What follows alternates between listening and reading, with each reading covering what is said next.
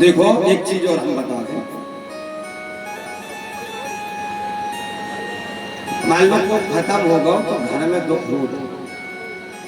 वो थे कि नहीं, लेकिन काज तुम्हारे रोवे से तरजे है महाराज, तुम्हारे रोवे से तरजे है, तुम्हारे साउंड बंद करवावे से तरजे है, तुम्हारे कथा रोकवे से तरजे है, तुम्हारे चुंगा की आवाज कम करवे से तरजे है। बताओ तरह का, या तुम्हारा सीधा यमराज से संबंध हो, यमराज से संबंध हो, या फिर रघुनाथ जी के प्रति इतनी भक्ति हो कि कुछ ले दे करके सेटलमेंट अपन करवा सके कि नारायण के लोग ले जाएगा, या फिर नंबर हो भगवान का प्रभु तने कपन आदमी यहाँ हो मोक्ष कर देंगे।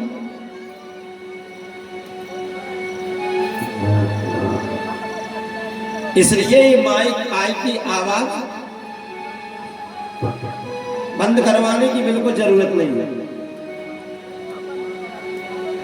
भगवान की कथा से जीव का उद्धार होता है, भगवान के नाम से जीव का उद्धार होता है।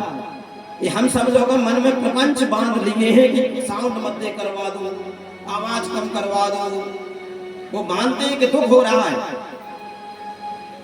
लेकिन उस दुख को दबा के रखो। ये तो तुम्हारा सौभाग्य है कि कम से कम तुम्हारा जीव खत्म हुआ और रघुनाथ जी की बह रही है गंगा, ना जाने कौन सा शब्द उसके कान में पड़ जाए और कौन सा शब्द लेकर के उसका उद्धार हो जाए। शास्त्र ये कहता है कि दूरे ध्वनि तो जाता प्रेत पीड़ा निवारणी।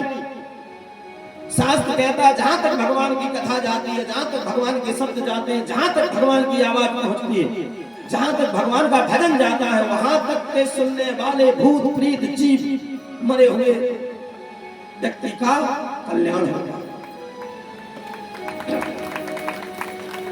ये तो धन्यवाद का तो गणेश प्रसाद जी का, गुड्डी बाई जी का, कि ऐसे समय में ये कथा हो रही है कि कम से कम कोई जीव तर रहा है।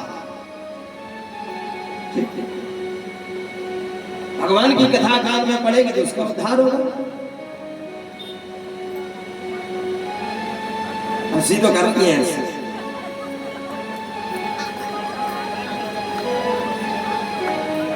सांड के पैसा गणेश प्रसाद दे रहा हूं, टेंट को पैसा गणेश प्रसाद दे रहा हूं।